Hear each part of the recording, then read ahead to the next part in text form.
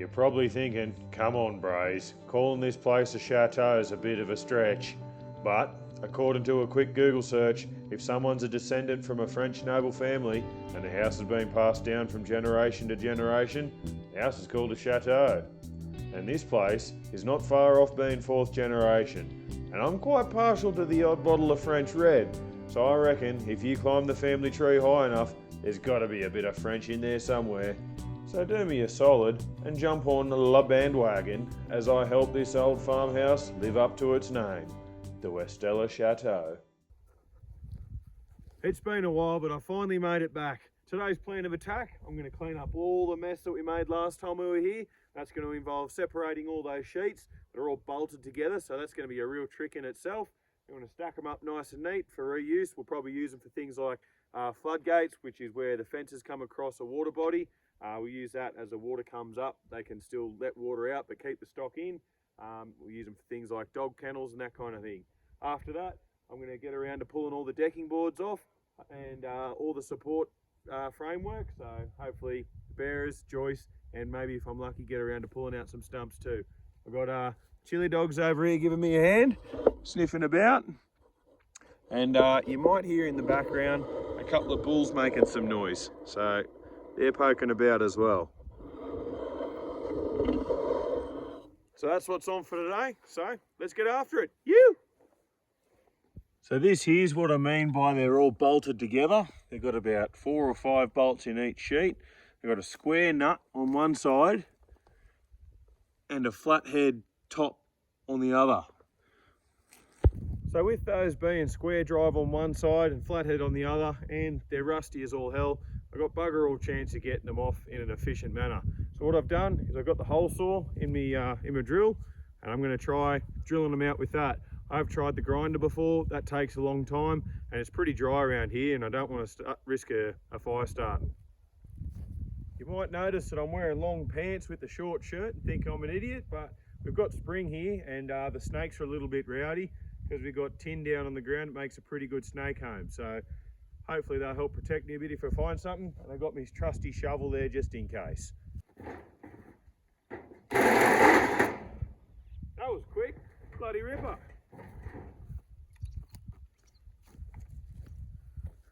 There's what's come out of it.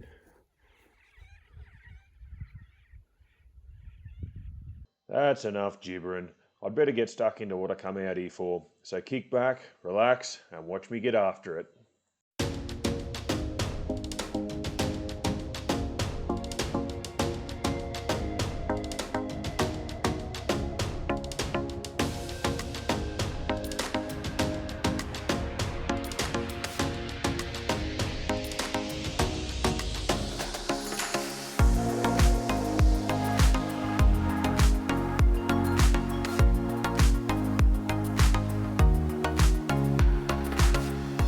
Not long after kicking off, Chilli came over to let me know it's lunchtime.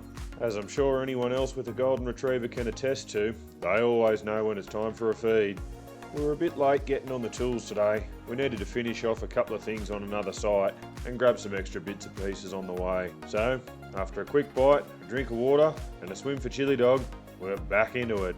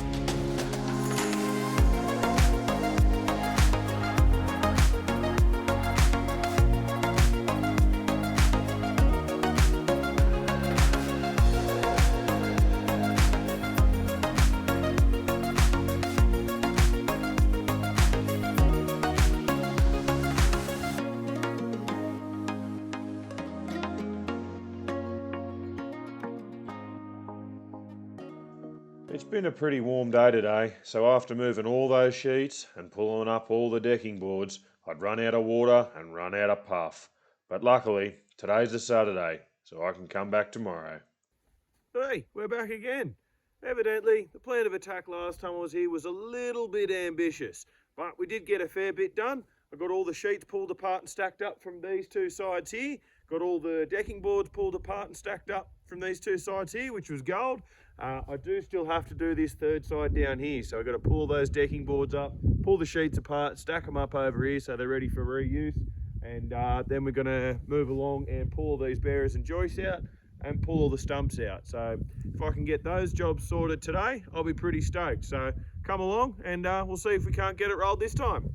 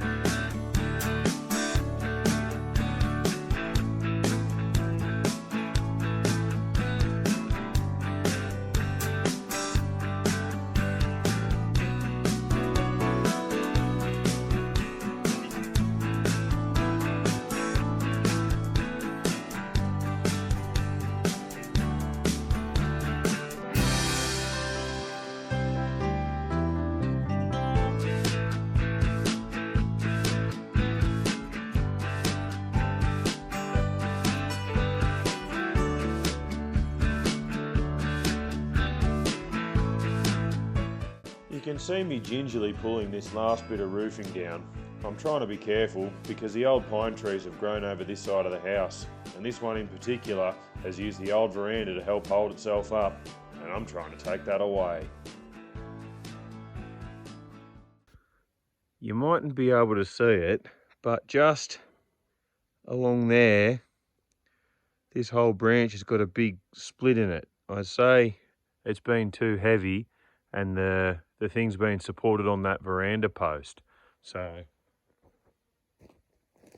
it's just up there, so I'm trying to help it come down now so it doesn't come down later when I'm under it and not suspecting it.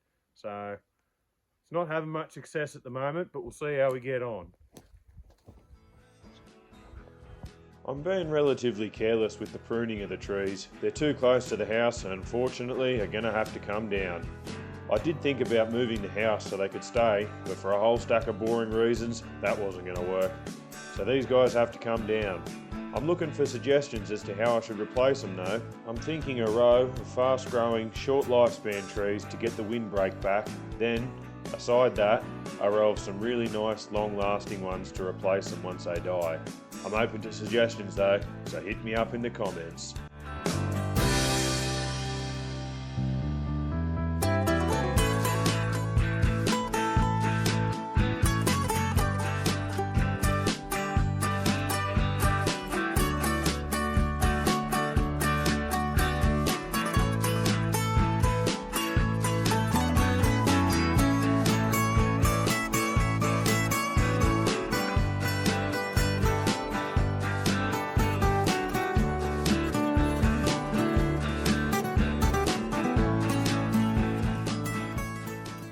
That's the last of the roof sheets. It chewed me bit buggery, but it was worth it. See if you can see it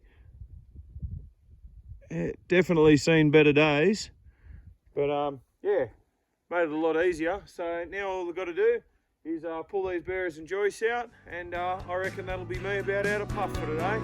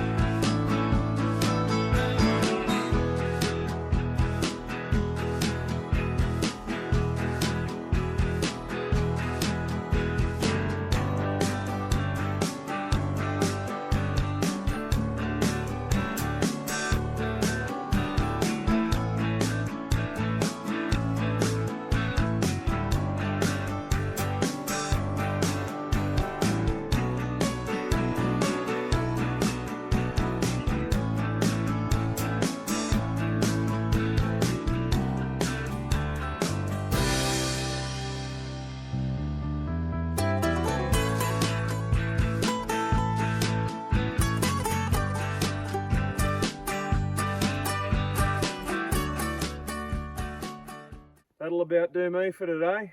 I'm well and truly busted. These last few posts I'm going to leave for today.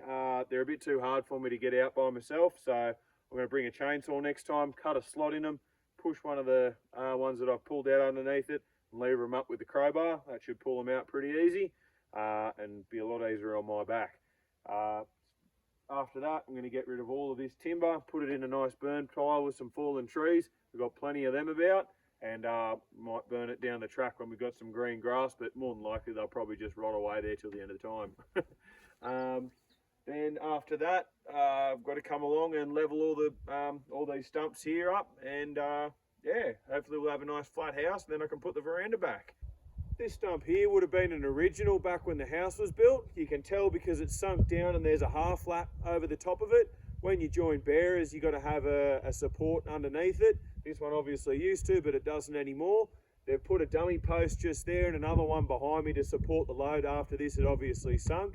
And there's another one just over there to help support the corner when it's obviously gone as well.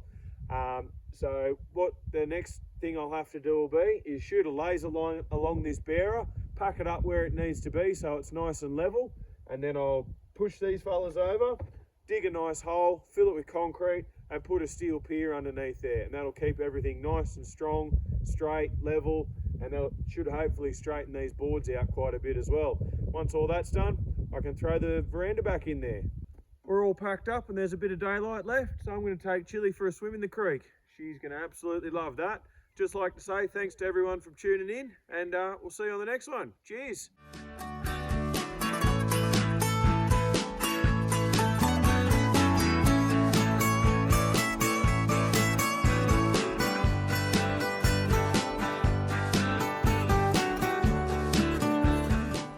Once we got to the creek, Chilli was pretty disappointed because there was no more water there.